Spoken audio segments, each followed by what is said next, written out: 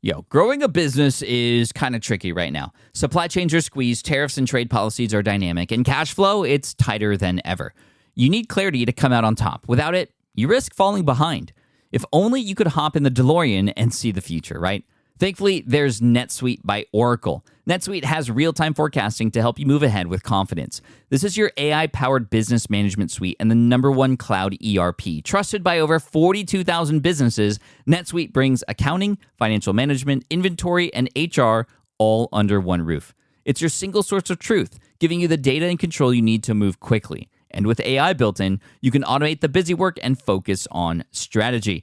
NetSuite helps you see what's stuck, what it's costing you, and how to pivot fast. If I were running a business with a lot of moving parts, I'd use NetSuite for full control over everything. Tame the chaos with NetSuite. If your revenues are at least in 7 figures, download the free ebook, Navigating Global Trade, 3 Insights for Leaders at netsuite.com/SPI. That's netsuite.com/SPI.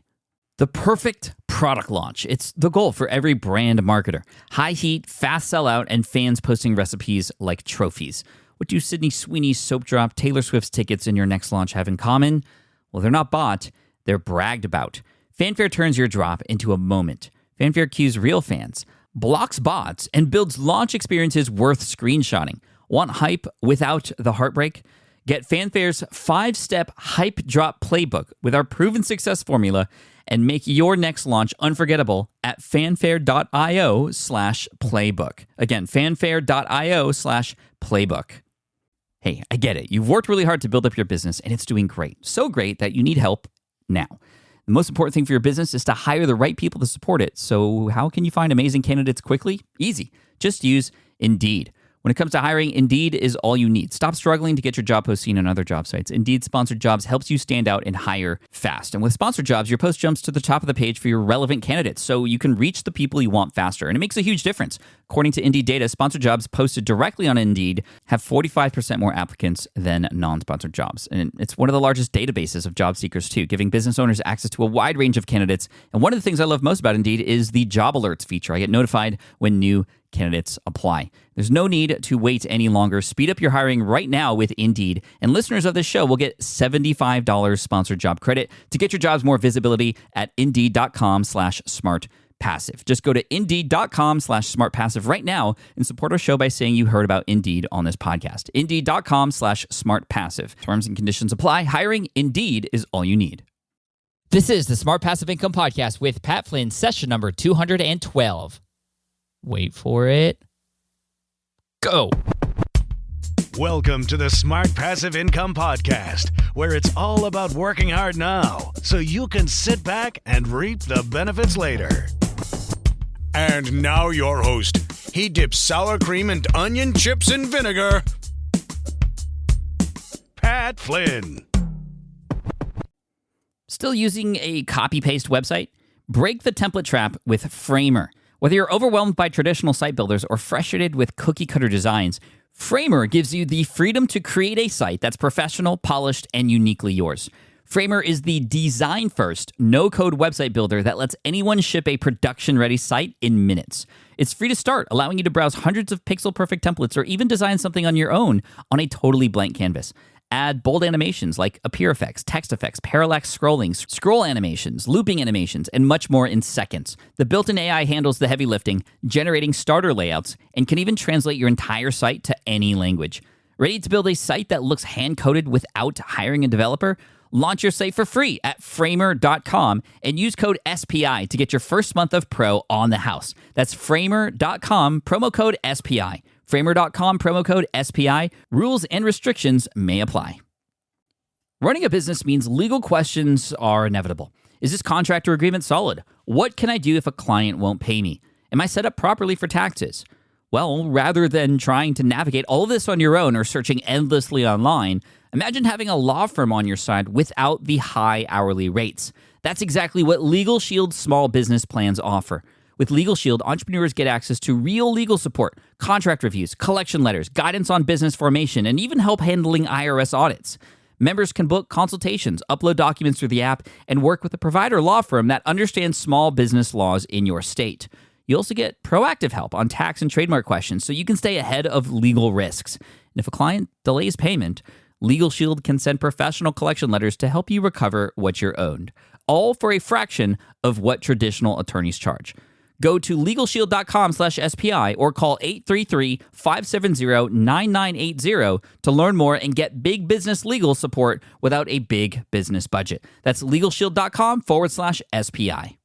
Hey, what's up, everybody? Thank you so much for joining me today in session 212 of the Smart Passive Income Podcast. My name is Pat Flynn. Super stoked you're here wherever you're at listening to this. Thank you so much. I appreciate you.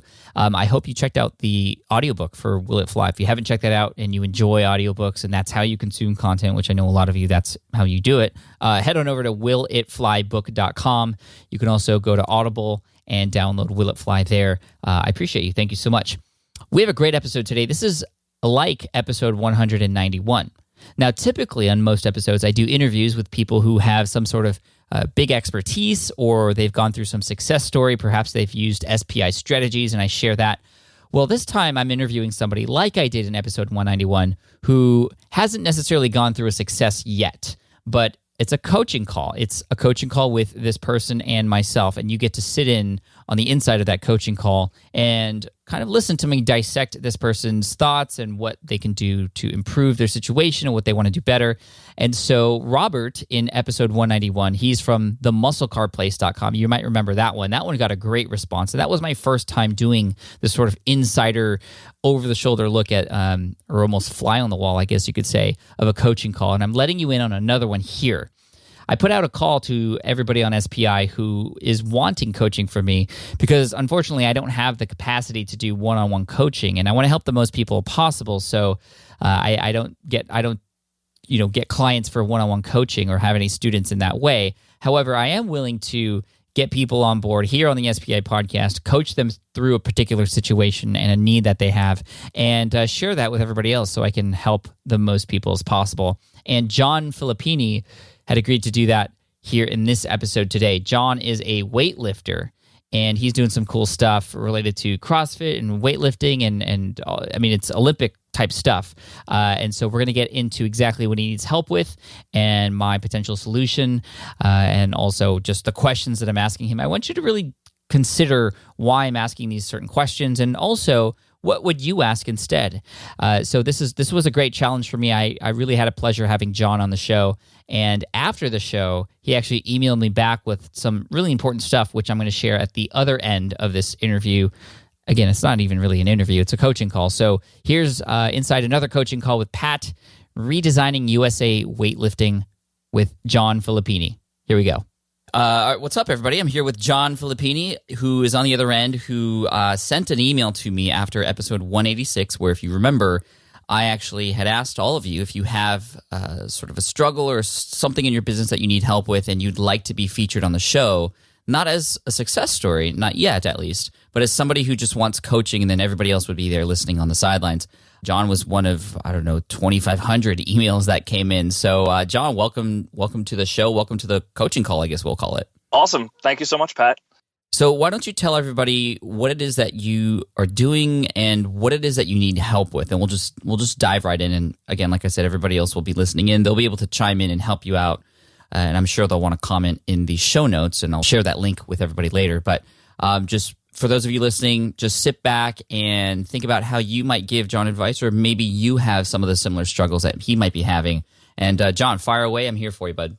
Sure. And ditto on that. Anybody that has suggestions, always attempt. As you'll hear, I live in the world of coaching, and so I do my best to be coachable when I know I'm not necessarily in my own element. So with that, my own element is that I work with USA Weightlifting and with Tough Temple Barbell Club in Bethesda, Maryland, and Rockville, Maryland, outside of Washington, D.C. For the most part, I've lived in the fitness world for a long time.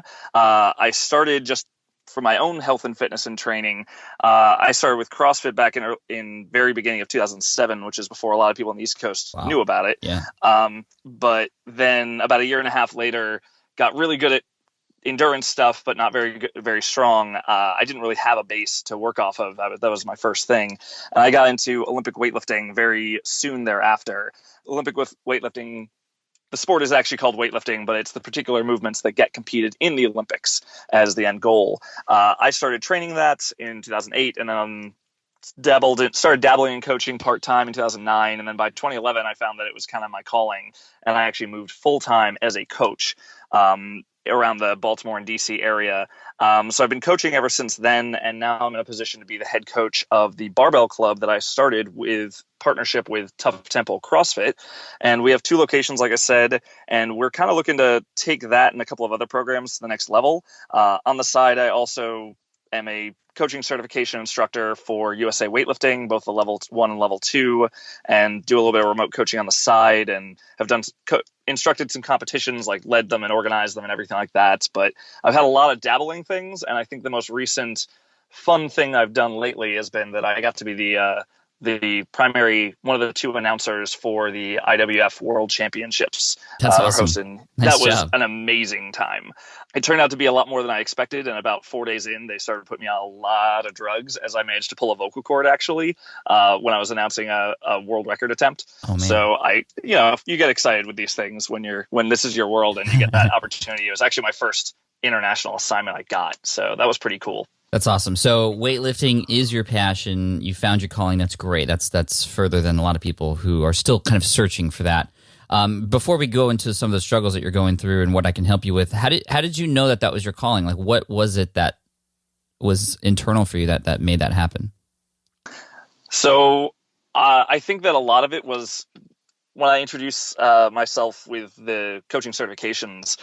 There's a lot of people from a lot of different backgrounds. There's football coaches. There's a lot of people that are, for lack of a better term, they're the lovable people that even self-identify occasionally as meatheads. There's a lot of CrossFitters. There's a lot of, people that are just very analytically minded and learning more about how the body works. There's all sorts of different people. How I fit into it was that I was really weak, and I found a club in Baltimore that was willing to, as part of Leo Totten's East Coast Gold, and I trained with them for a summer, and they basically said they would coach me for free. At the time, it was a very unknown sport, with CrossFit being so quiet, and they said they would train me for free for a summer, but I would have to do one competition, as like they're feeling like they could give back to the sport by helping somebody get participating in it. Mm-hmm. And I did absolutely pitifully. I will not even say my lift numbers here. Somebody that's a member of USA Weightlifting could easily look that up on the database, but I did really terribly, and most of my ladies that I coach now outlift those positions. But at the same time, the community really drew me in, and it really brought me to the fact that it didn't matter if I was new or experienced. It didn't matter if I was competing with you or not. Everybody always rallied around. There is the competition platform. There's the person who's up now, and they step up, and everybody backs them. And that level of community and support, to even see, again, if people are vying for medals even at the national stage, I made the new world record or national record or whatever it is, and then the next person right behind me is trying to beat me, and that person will still cheer the other person on.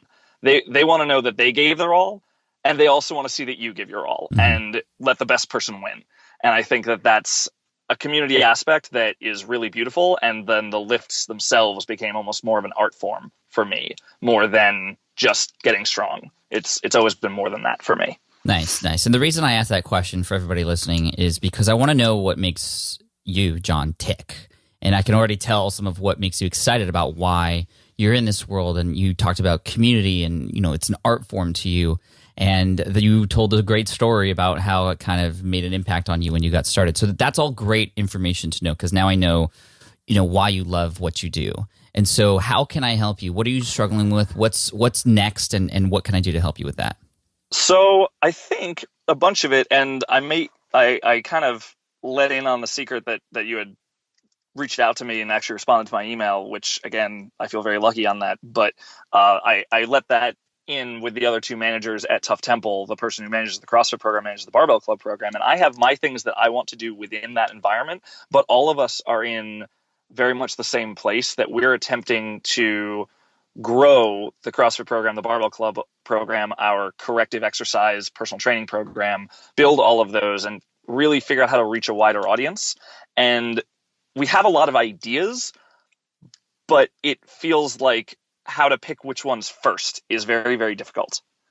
Okay. So other ideas for expansion. So this is for example, taking the physical space and actually making other physical spaces, or have you thought about going online? Like, what are some of these other ideas that you've come up with?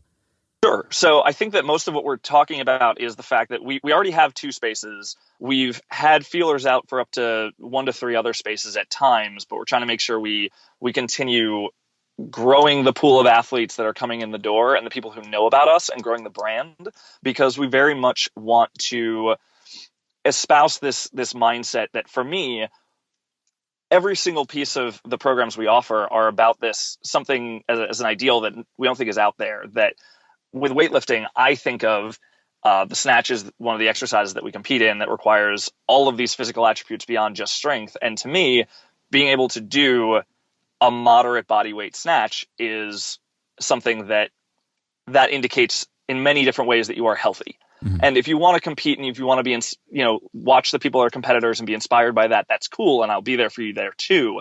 But the fact that I want this to be something that has a broad, wide base, that's how the sport as a whole changes. That's how the development of high level talent comes about, by having a culture around the sport. And I think that the head coach of the CrossFit program, John Weeks, feels much the same, that he writes fairly hard programming, but not impossibly hard, mm-hmm. because what he attempts to write is the thing that he's saying to them, I believe in your ability to do this. I believe in your ability to challenge yourself and to get there within 1 to 2 years, that this is programming everyone can achieve. And it is harder than you think it is. And yes, you can do it too. And then we have the corrective program to back that up. But we have this ethos and this culture and this image that we're really just trying to expand the reach of that message is the number one thing. And I think that people filling the gyms will come, the opportunity for expansion to other locations will come from that. And those are directions we want to go. But yeah, that's expanding that message is really where we're at right now. And I think the only thing I would add to that from a personal level is that I would love to be able to do that in a sustainable way, such that I've said that I used to that I've officiated at high level competitions, and I've managed competitions. I have my ideas for how the competition circuit could be run differently. Mm-hmm. And I would love to also end up with the time to make that impact as well. And so that's where I think all the passive income ideas become very, very critical to being able to scale up and leverage one's time to make all those impacts. Right. I mean, absolutely. I mean, and the passive income, of course, comes with products and serving people in a scalable way. And also not necessarily always online, but in a scalable fashion, even offline, for example, events or group coaching or things like that, right? Yeah. Now, in terms of the message and growing that, I love that. So instead of just expanding for the same kinds of people, you're actually trying to introduce this to other kinds of people who may not be involved yet, who might not even believe they might be qualified to be involved yet, or have this be a part of their lives. So my question is, and I'm sure you've dealt with people before who don't feel like this is for them. Like, what are their immediate thoughts when it comes to, well, this isn't for me? Like, why are they saying that? And how would you or your gym or anybody out there convince a person or help share this world with them who, initially, for me, I could see you going up to people and trying to expand this message. They're just like, this isn't my world. This isn't for me. I don't think I could do it. How would you address that? And to be fair, I think that I've been a little bit personally a little coddled on that, maybe just because of the growth of CrossFit. Mm-hmm. And this being a natural segue, a lot of times this becomes the next level for a lot of people that do CrossFit. I think that if I start with that as the easy, low-hanging thing, that when I talk to CrossFitters, some of them will say this isn't for me and I have other goals and I want to be able to do all these other things as well.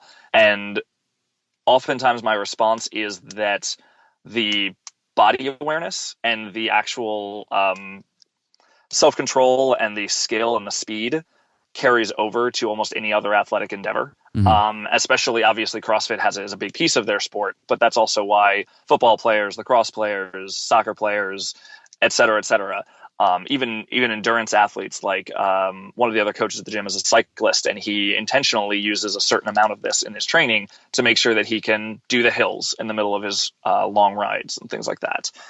So I think that it's the fact that if you're going to spend the time on strength work, I think that it is important to make sure it is comprehensive to the entire body, that it requires a lot of coordination. The fact that oftentimes, if you go way back, one of the other things that we mention is that we just had a completely obscene amount of snow come through this area recently. And of course, it's now 60 degrees again because weather being what it is. But we had an extremely intense amount of snow here. And one of the things that everybody was putting jokes around of lift with your knees, not with your back. And I'm like, well, why don't you come in and learn how to do that? And that it can apply to all the rest of your world, that weightlifting and strength, the technique side of things, is the technique of how you should operate in your daily life. Right. So what comes to mind here is that, and you mentioned a little bit yourself, you mentioned the CrossFitters, the cyclists, and what's really interesting, when you want to share a message, the message has to be delivered in different ways to different people. You know what I mean? Yeah. They're going to respond in different ways. They have their own language, if you will. And so what I would do is, if you're really trying to make sort of a movement, it feels like you're trying to do here, is I would pick and target one particular space that you know that you could enter and get into. Maybe you have connections there or relationships and a network there already, whether it be cycling or maybe CrossFit specifically, or, and you talk to the more higher ups there, or maybe it's, I'm just thinking out loud here, all the marathon runners that are kind of coming out of nowhere now because all these races are coming available.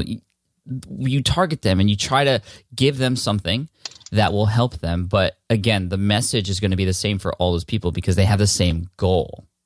And then you start with one and you can deliver that same message to another group of people in a different way. Now, in terms of delivering that message to that group of people, it could be done in many different ways. You could, if you wanted to do it in the online world, which is, of course, where I come from, which is why this is a great challenge for me to talk to you about this. It could be webinars and things like that, really getting registrants, getting an email list built for that specific niche only. And that way you could serve them, you can connect them with the right people, and you can drill this message in their head about what it is that they can do that maybe they didn't believe they could do before. If you wanted to go offline, maybe it's some sort of event. And again, it's all around one particular sub niche within this bigger, larger, more strength training kind of niche. How does that resonate with you when I say that? It's interesting because when you say that, obviously it reminds me that it's not a bad thing that I'm starting with being able to resonate with other people that are interested in CrossFit. And make us and this location more than. One of the things that comes up oftentimes is that there's a lot of CrossFit gyms these days, and how does one choose between them? Yeah. And I think that a lot of gyms are starting to try putting barbell clubs on their websites as an added bonus, as another feature that once you're in these four walls, you have this to choose from as well. And I think that many of those programs are something that's a skill class once a week, or it's something that's not at the level of a comprehensive program, the way that I run things here. Mm-hmm. There are people that all they do is barbell club here.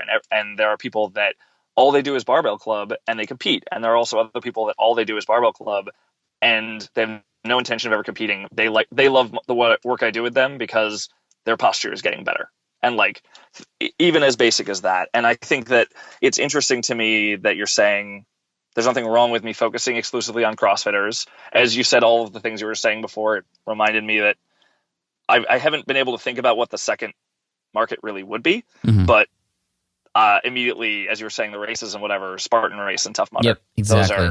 Those are a solid, I'd say probably number 2, unless anybody reaches out and wants to connect on that. But I think that it's a solid number 2 that would be right behind CrossFitters next in line. And I think that the events in-house are certainly solid, and I've run a couple of those before and helped me get started. Mm. And I think that the gym as a whole, we are starting to build what we call our Movement Mastery series, that those are specific clinics that if you're a member, it's an added bonus. If you're a full-time membership, if you're a part-time, it's very cheap. If you're an outsider, it's a certain normal price. And it certainly is still kept low cost because it brings in lots and lots of people wanting to learn something. So that's something, it reminds me that, yes, we should be focusing on that.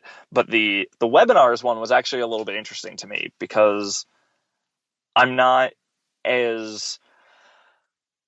I feel like the webinar thing has been confusing to me. I'm not necessarily sure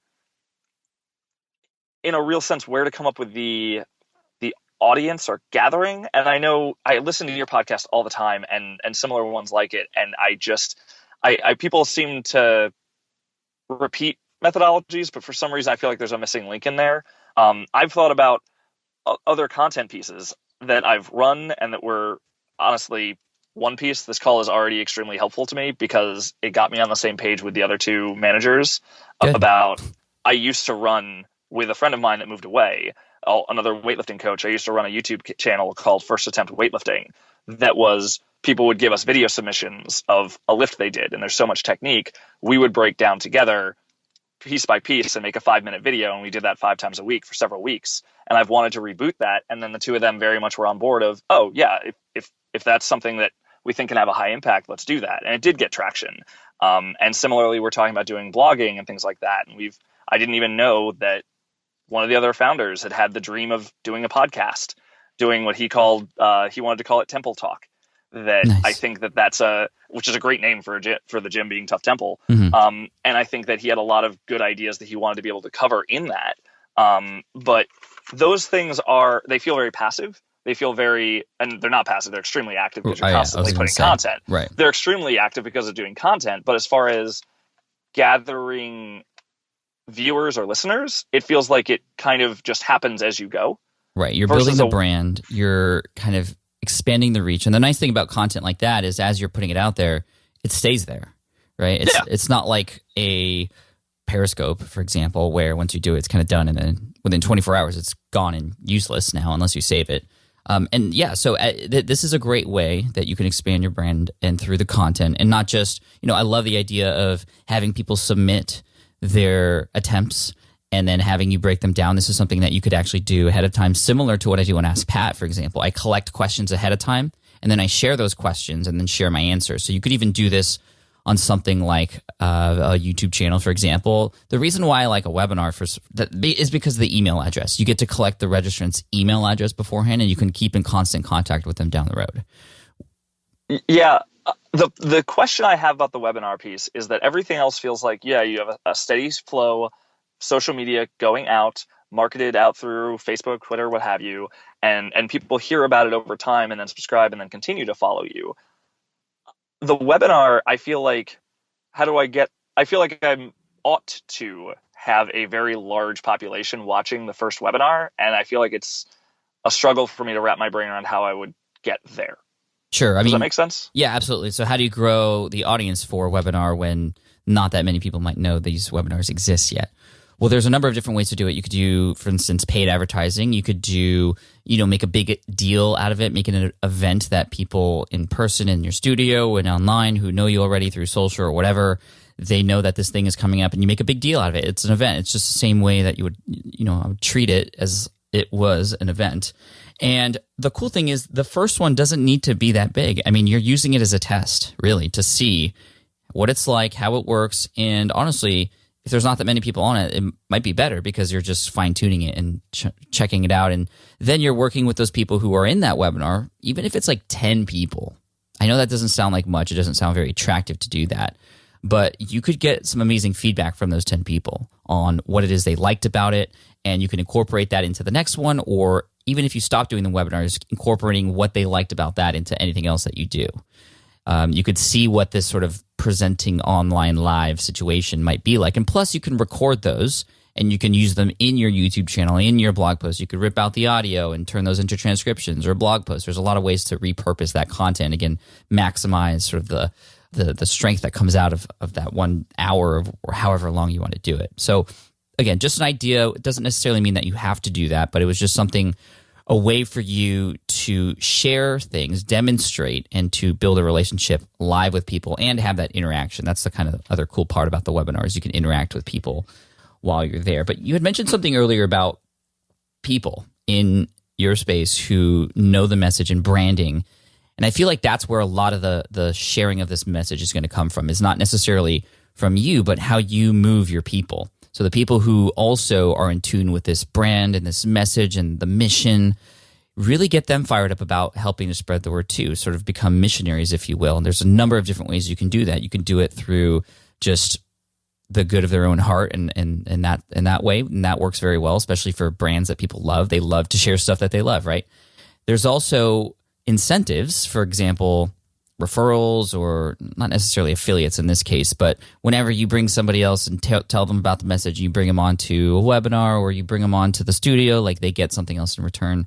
And then there's also, you can create missionaries, if you will, and give them a little bit more in terms of certifications. There's a lot of bigger companies and agencies now, for example, that I know of who are actually doing certifications where they get people under them certified to help spread the message and help share that knowledge with even more people. And it becomes more professional, becomes more legit in that way, and they just have more reach that way too, because when somebody gets certified for something, as you know, because you're certified, you own that, and you feel like you have a job to make sure you incorporate that knowledge into whatever it is that you do with it or whoever it is that you speak to. Does that all make sense? It does. The referral system is, you expanded it a little bit. The referral system doesn't just, you bring a new member into the gym, it's XYZ. There could be other levels of bonuses that make sense for bringing people to online events and things like that. I think that that's a smart idea as well. And I hadn't considered breaking that down that far. And that's a really good idea. Your idea of the certification thing makes me a little bit nervous because I almost don't feel like I'm ready for that on the one hand, and also because, full disclosure, I would be theoretically in violation of my contract with USA Weightlifting. Okay, but no, that's good to know. to teach for them. So because I do teach coaching certifications for them, if I can do my own athlete clinics, but I couldn't actually certify other coaches, for example. But could you make up a certification, like your own? Hey, this is the strength mission certification, where you teach people these principles, these thoughts, these mindsets that come along with this. You aren't training people with what you were trained with. You're creating your own thing. This is what again these agencies are doing, is they're creating their own training program. They're creating their own certifications they're making it up, but it becomes real when you do that, and it becomes real to the person on the other end who gets certified. Okay. Just a thought. I'll mull it over. That one's a little bit of a stretch for me. I'm trying to wrap my brain around it, and it doesn't mean it's wrong. It just I'm not sure it could be. How to incorporate it. No, but what's weird about that for you? Let's unpack that. It's different, right? Yeah, I start to think about what am I certifying people in, and I think about therefore what am I kind of qualified in? What do I think that I am capable of and could teach others to do? And I feel like there is teaching others as athletes, but I feel like that's an odd thing to call a certification. There's teaching others to be coaches, which I certainly am, like I have a background in, but again, I have another obligation there. And then beyond that, the only other thing I could think of, honestly, is competition directors. Which is the whole other side of my own personal passion that to some degree I want to be able to attack with fervor, but I feel like I'm not sure I'm capable of doing that while building the coaching business as it is now, which would be a whole different discussion of how I get there. Right. But that's cool. That sounds like it's something that's really important to you. Yeah. That could be an entire other discussion. Another call. Entire other call on how I think that USA Weightlifting, what they are doing right and what I think that could be done better, and how we could better capitalize on the scale of interest that exists right now in a way that's better than we are. And most of that boils down to me wanting to pay attention more to the grassroots field, which lines up with how I coach as well. Are you allowed to share that information? Just, for example, you write a post on medium.com, which is a very widely seen sort of network of people who write amazing articles about all different kinds of topics. I mean, this is something where if you really wanted to start this discussion, you can do that. Anybody has the power to do that. And I feel like with your accolades and where you're at in the industry already, just even sharing these thoughts could start that conversation and really start this movement in ways that maybe you wouldn't even dream of. Yeah. And I could. I when it comes to that side of things, I have pretty close to an entire other business model already in my head, and a person that wants to help, and two people that want to help me build it. That's cool. It's just a matter of having. It feels like having the time, having other things, being able to operate without needing that much of my time. Right. Let's talk about that. What takes up most of your time right now? What takes up a lot of my time right now is basically coaching and dealing with kind of the admin side of coaching and following up with new leads. I'm not sure how that is going to change in the next week or so. We typically do a discounted first month that includes a fundamentals program for you to get onboarded properly with our culture, with our skills and our communication style and all the rest. And then you get to try the regular classes before committing to a monthly membership. Because that's already at a monthly discount, we've actually taken that discount and we've applied it through Groupon. It's been successful with CrossFit before. I just set that up with Barbell Club yesterday, finally finalized it. It will get launched tomorrow. And so I will see if that platform helps with getting kind of sheer numbers through the door and see how that grows. That might change my whole avenue of time availability in the short term. But I think for good reasons. And I think I've been attempting to bring on board other coaches that can manage the individual class time, that I'd love to be in a place to be able to do a real longer term mentorship capacity with. That's what I was but going. I think that one of the things that's been difficult is that the first people I brought on board were all from within my own membership, and I'm super happy with all of them. They're all utterly fantastic, and they all in one form or another have other jobs. And it means that occasionally one gentleman was super reliable in the evening classes and then got other obligations put on him at work, and he is no longer as available. And I applaud him for the fact that he's doing well at work, and that is his first priority. Right. And it has helped to some degree, but taking that next leap of bringing on board, I guess, more full-time mentee coaches is also a difficult leap for me to be able to make. Does it have to be a coach that does a lot of the admin work? I have definitely been looking into that, and part of it's the fact that that's been something she's done on the side, is to take on some of those duties from me. But I think that, in my opinion, and I've told her as much, as that in the long run, and this is not to say anything wrong or bad about admin duties, but to some degree, a large percentage of them, if somebody's true calling and true skill and talent is coaching, I want them coaching more. I would prefer them to not be bogged down by all that extra work. It'll be better for their quality of life and better for the quality of service they can provide. And so I've had that in mind, but again, I feel like I'm in this catch-22 where the business is functioning and needs, and perhaps that'll be the first thing I do after this Groupon thing takes hold. If hopefully, fingers crossed, but perhaps that'll be the first thing I do, is look to whether it be a part-time assistant or a VA or something on that order to take care of a chunk of those duties. Yeah, I mean, I honestly feel like you have some amazing things to contribute to other people's lives that you can't be bogged down in the admin stuff. And so that would definitely be my first priority for sure. And, you have to try to get to a place where you're doing the stuff that only you can do. And to help you with that, it might be smart within the next week, although the next week might be crazy. And, I hope the sale goes very well for you. Keep track of everything that you do. I mean, write down, in a week, like all the admin stuff that has to be done. And you're going to see when you write those things down, this always happens. When you write these things down, you're going to be like, whoa, I do all of that. And you can start, nope, don't need to do that. Don't need to do that. Well, this one requires me. Nope, not that, not that, not that. And then with each of those things, they can each, eventually over time, you can create what's called an SOP, or standard operating procedure, where it becomes, there's a checklist of the steps to do those things that anybody can do, because those instructions are right there. And that will open up a ton of time. And it doesn't happen overnight. Trust me, it took me 4 years to figure out how to work with other people. So, John, you're probably ahead of me in that realm, because you're already looking.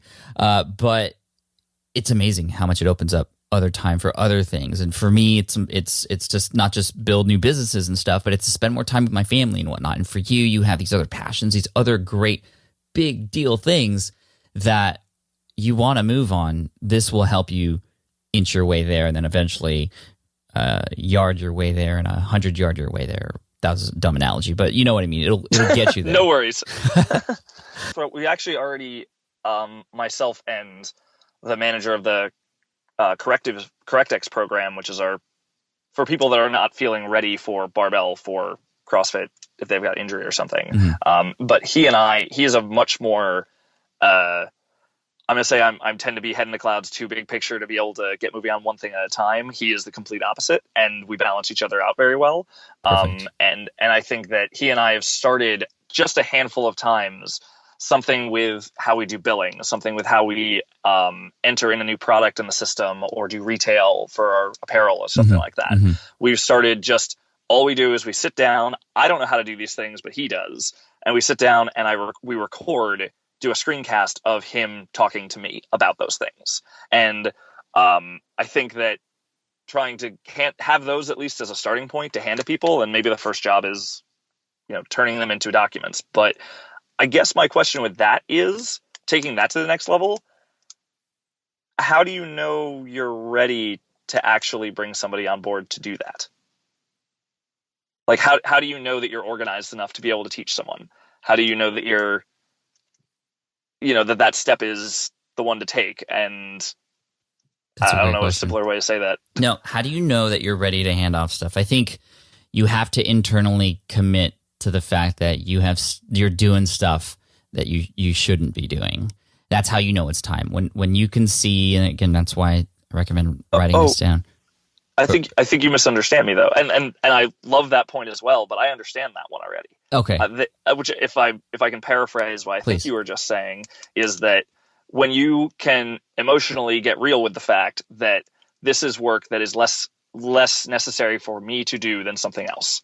That when me being in the room coaching is more important than me doing admin work, when me mentoring new coaches is more important than me being in the room coaching, that when I can get real with that, then it's time to hand that thing off. Right. I might have misunderstood your question. Can you rephrase then? So if we're talking admin work, I guess I'm more thinking from a consideration of the other person, or a consideration of not wanting bringing that person on board to be a complete train wreck, that I want to make sure that I have myself organized enough to teach someone else. That on those sorts of fronts, I feel very good about being able to mentor someone as a coach. I feel very good about coaching myself. All of those things. I don't necessarily feel so organized on the admin stuff. and kind of, I'm trying to do the video thing at first, but how do you know that you've got enough materials or enough of a sound organized house for somebody else to walk into?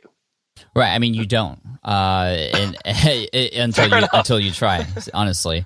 Plus, there are amazing admins out there and people out there who will help you through that process too. And if that's part of the job description, hey, you're going to help me do these things, plus you're going to help me organize and streamline these processes. I mean, it sounds almost like an operations manager or somebody who comes on board specifically for that could be very useful too, who might not get down into the nitty-gritty, but get into the operations and the systems and making sure that all those things are kind of flowing nicely. So that's kind of next level, I guess you could say. But really, start small is what I would recommend. Just try with one thing and just see how it works out. It could be part-time, just not even very many hours. It could be even contracted out just for a little bit, just to see what that's like and see if it's at a point where you're comfortable handing it off to somebody on a more part-time or full-time basis. That's. Thank you for clarifying that question. Sensible answer to that. A sensible answer. Just do a little at a time. That makes sense. That's always a good approach to some of these things where we're not sure how it's going to work out, a little bit at a time, similar to validation. Sample size it sample it with a small group of people in your audience before you go full scale. John, I wish we could talk for like hours because this is really interesting. This is a new world to me and a great challenge for me. So I want to thank you for allowing me to pick your brain and vice versa too, because this is something I think a lot of people are going to get a lot out of. And I don't know if this was amazingly useful for you. I'd love to know your thoughts on it, but at least it got the discussions going. And I think there's going to be somebody in the audience, or a lot of people even, who have even more to say. So I recommend everybody go and comment on the show notes. The last time this happened, Robert, who was on talking about muscle cars, I mean, the audience just blew everybody away. I mean, it was great advice. So this isn't just a one episode and then run kind of thing. This is like let's get the community involved, and everybody can learn from each other too. So John, this is awesome. Do you want to give a shout out or any links or maybe a Twitter handle or whatever to share more about you and where people can find you? Or Sure. And basically you can find me. I'm most active actually on Facebook. Again, John Filippini. And that's probably the best thing to link to me for people to connect. I tend to be really active, especially if anybody is a weightlifting aficionado. I'm really active on the Weightlifting Friends community group on Facebook. And as far as giving people advice and things like that, I'm pretty sure based on the conversation I just had with them that if people want to check out, we're going to try getting that Temple Talk podcast and the First Attempt Weightlifting YouTube videos both active again. And then other than that, I hope that this was helpful to the rest of the community to, sometimes you have phenomenal guests and it's really amazing. And I think that you're all sharing from people that are truly experts. And even when sometimes you brought on your friend that did the muscle cars, it was a fantastic episode. And to some degree, it felt like he still already had a handle on it. And I'm hoping that if anybody's out there that kind of feels that early stage overwhelm, that I could be kind of the guinea pig getting through the early stages of coaching and getting those simple lessons of some of the things you said.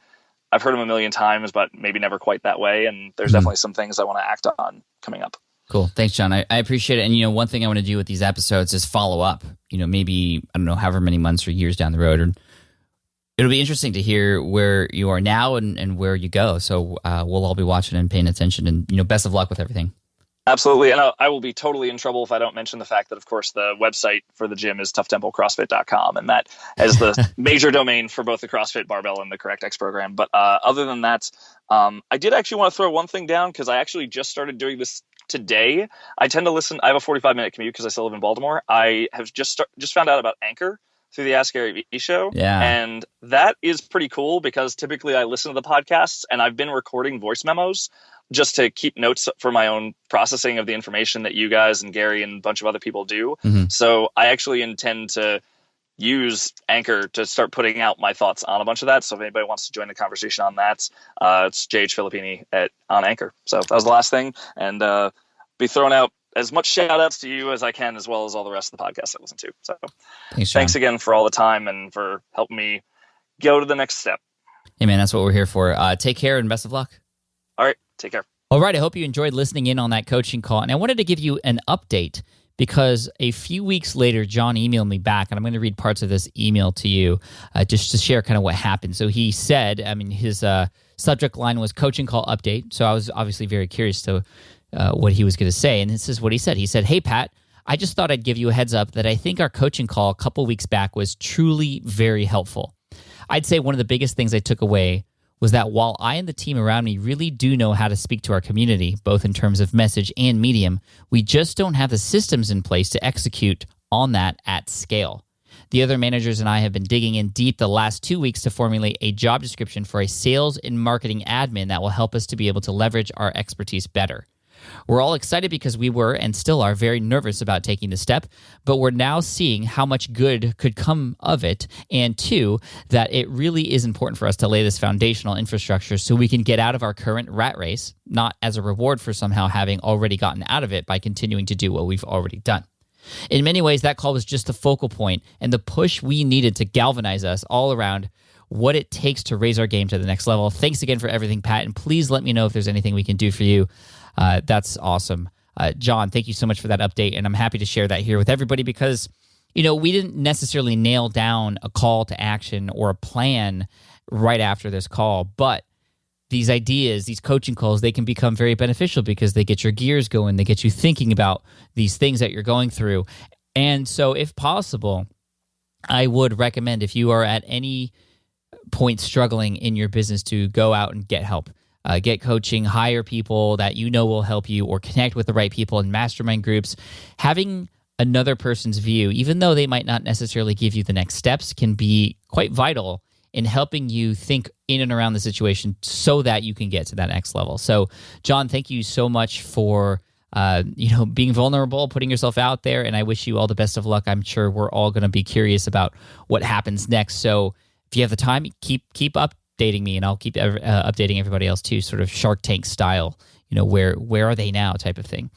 So thank you so much for that. Everybody else out there, thank you so much for listening, and I really appreciate you. You can get the show notes and the links and the resources mentioned in this particular episode at smartpassiveincome.com/session212. Again, that's smartpassiveincome.com/session212. Hey, really quick, I want to let you know about a page on the website that might be really helpful for you. A lot of you are already taking action on what you've heard on the podcast, which is fantastic. But a lot of you have also messaged me asking for more, deeper information, more fine-tuned and highly targeted information for specific problems and pains that you might be having. So what I did was I actually put together a few courses. There's more courses actually coming down the road, but you could check out all the courses and things that are available to you there at smartpassiveincome.com/courses. My team and I have worked really hard to put together the best information that'll help you solve specific problems that you might be having in your business. So if you're just starting out and you need help and you need accountability, handholding, you want a community behind this as well, check it out, smartpassiveincome.com/courses. You can see what's available there. All different kinds of courses to help you through a number of different things you might be working on. And like I said, there are more courses coming down the road too. So one more time, smartpassiveincome.com/courses. Thank you guys so much. I appreciate you. I look forward to serving you in the next week's episode. Until then, thank you again so much for all of you who have supported my new book, Will It Fly? Again, the audiobook is available right now on Amazon through Audible at willitflybook.com. Or if you're up on Audible already, you can check it out there. And that's it. Thank you guys so much. I appreciate you and your support, and I'll see you next week. Cheers. Thanks for listening to the Smart Passive Income Podcast at www.smartpassiveincome.com.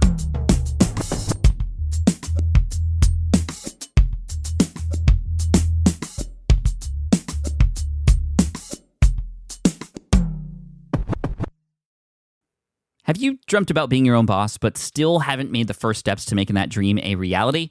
Well, I get that. Starting a business can feel super overwhelming with legal forms, paperwork, finances. It's a lot. And that's why I'm excited to tell you about Taylor Brands. Taylor is a complete business builder designed to make launching your business simple and stress-free. You can register your LLC in just minutes, keeping your personal assets and the business assets separate from day one. From there, you get access to everything you need to get off the ground. Legal documents, licenses and permits, invoicing and bookkeeping tools, and even a 100-day business coaching program, all designed to help you hit the ground running. You'll also get a free, personalized business plan, branding tools, and so much more. And of course, listeners of this show get an exclusive 35% discount to get started. All you have to do is head to taylorbrands.com/SPI. That's TAILORBRANDS.com/SPI. Stop dreaming, start building with Taylor Brands. Hey there, quick pause here because I have to tell you about a tool that completely transforms the podcasting workflow. Riverside. I get it. I used to juggle multiple platforms just to record one podcast episode. It was exhausting. Zoom for recording, Audacity for editing, and then a bunch of different apps just to create clips and social posts. I've tried other ones as well. They were okay, but they were clunky and super time-consuming. That's where Riverside has massively helped. I can do it all in one place, recording, editing, repurposing, one platform, one streamlined flow. I just log in, record with my guests no matter where they are in the world, and just like that, studio-quality audio and high-resolution video all in one. And get this, even if your Wi-Fi glitches, Riverside records locally on your device so everything sounds and looks crystal clear. But here's my favorite feature, Riverside's AI editing tool. You can remove silences and filler words with just one click, hours saved. With Magic Clips, Riverside also automatically finds the best moments and turns them into ready-to-post videos for YouTube Shorts, TikTok, Instagram, all without the extra editing. So if you're looking to level up your production quality and simplify your workflow, go to smartpassiveincome.com/Riverside and use code SMART to get 1 month free on the Pro plan. That's smartpassiveincome.com/Riverside, promo code SMART. It's built by creators for creators, and I think you're going to love it.